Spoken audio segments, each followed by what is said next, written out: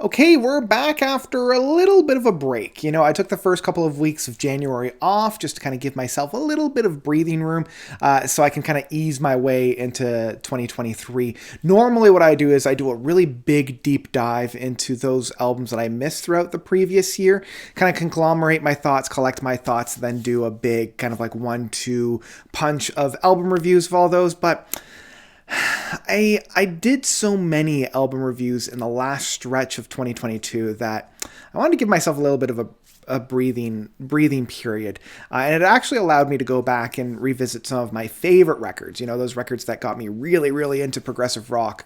So that was good. And it also primed me and got me ready for this next little trip that we're going on.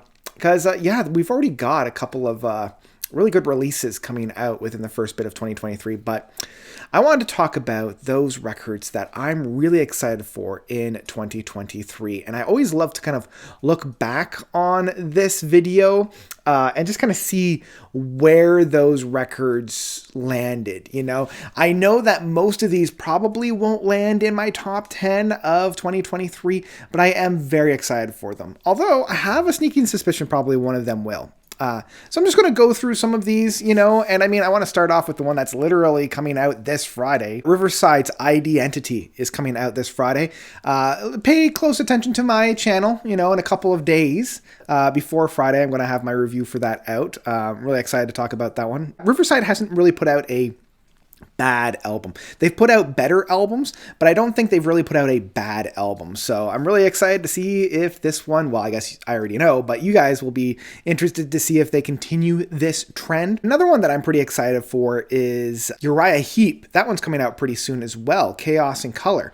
Uriah Heep is one of those legacy bands that I always kind of keep my eye open for because I love their big start, right from their debut album of Evie or something along those lines, right into Salisbury Hill, Look at Yourself, and of course you have Wizards and Demons and The Magician's Birthday. But I always keep my eye for Uriah Heep. They're a really fun kind of like early 70s acid rock band, seminal for the metal movement that would come later on. With that, we obviously have the big heavy hitters, Haken with Fanta is coming out, and I'm really excited for that one. Looking at a really big name, Steven Wilson with the Harmony Codex. I was a little disappointed with the Porcupine Tree album of this year, so it'll be interesting to see where Steven Wilson goes. We've had 2 albums from him in his kind of like 80s pop, easy listening kind of style, so I'm excited to see where he goes from here, because he very rarely spends too much time in a single expression or a single way of music, so I feel like he's ready for a change, and I'm really excited to see what new chapter he's got for us. And a similar individual is Peter Gabriel with Io. I tell that he's releasing 1 track every new moon in preparation for this, which would actually put the album release in like October or December of 2023. Not too excited about that. I think he should just release it. But, this is Peter Gabriel we're talking about. It's been well over 10 years, going on 20 years since Up came out. I keep wanting to say it's 10 years, but really I think it's 20 because it came out in 2002, 2003. So yeah, that's 20 years ago. So I'm ready for some new Peter Gabriel stuff. Another one that I'm really excited for is the Deer Hunter, their continuation of the whole Anti-My world and the Indigo Child with this Sunya. I don't know too much about this outside of the fact that it takes place in that whole Anti-My world that he has constructed, and I'm really excited because I loved both the Indigo Child and Anti-My, so I'm really excited to see what he does and continues to do with this world. Really excited for that. Casey has yet to steer wrong. Going into some more metal-y stuff, I know not a lot of people are a really big band or looking forward to this one, but I'm really excited for the new Camelot album of The Awakening.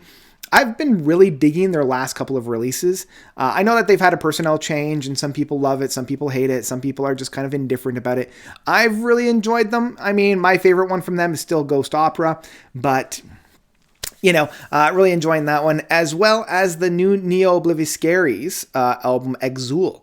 Really excited because I believe they're actually pairing up with Persephone and doing a touring circuit. So I'm definitely going to have to check that out because I'm really excited for that one. And the last one that is finalized and we have like a clear both release date and album title. And this one, I would be shocked if it doesn't end up on my top 10 list. And that is the Fido album of Automoto Animus. Fido, again, can do no wrong. Ever since The Great Leap, each record of his has been a full-on masterpiece, like a full-on 10 out of 10, with Doomsday Afternoon, Number 7, Snow Torch, and Infernal.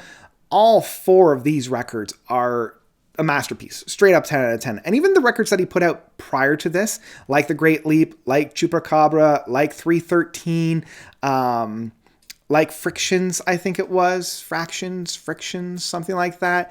And Ghost Stories. Like all of these records, at the very least, are an 8 out of 10.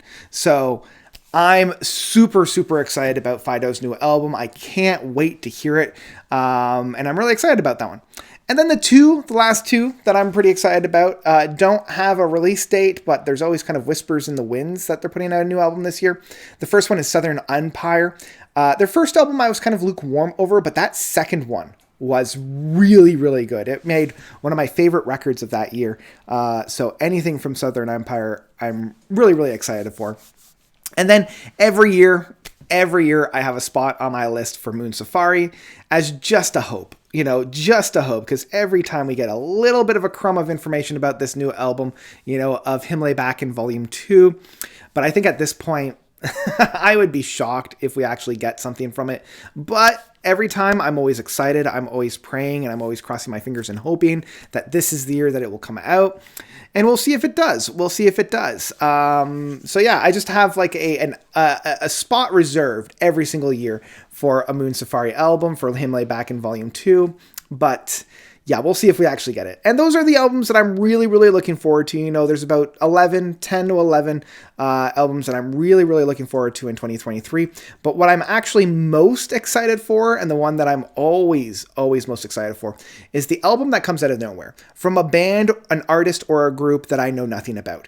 Because that always takes up like my top 5 list. Like, sure, there's always a legacy band or a band that I'm familiar with that sprinkles themselves in there. But if you actually look back on all of my like top 10s, I'd say more than half of them are from bands or artists that I've never heard of. And for the past number of years, my number one spot was always from a band or artist that I either didn't anticipate an album coming from or didn't know about before entering that year.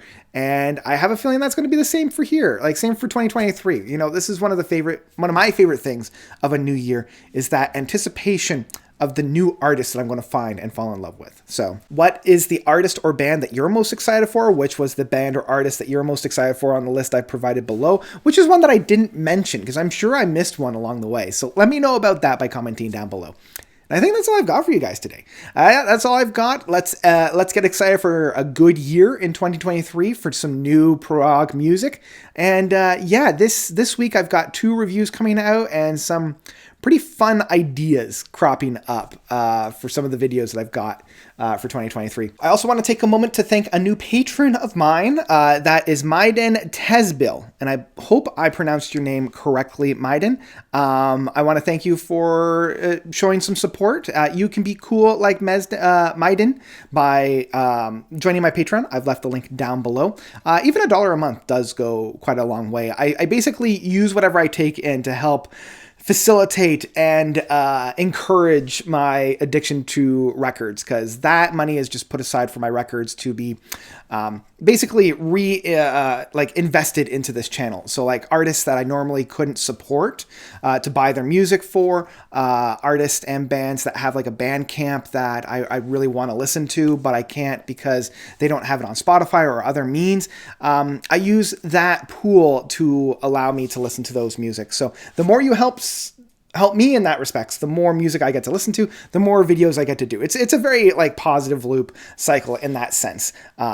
So yeah, I just wanted to spend a moment to thank Maiden for donating, and yeah, I wanted to give them a good shout out. The amount that they pledged was enough to get an album review. So if there's an album that you're dying to hear my take on, if you pledge a certain amount that you'll contribute each month, yeah, you'll get an album review. So yeah, look out for that coming soon. And that's all I've got for you guys today. That's all I've got. Thank you all so much for watching. As always, you guys are definitely the best.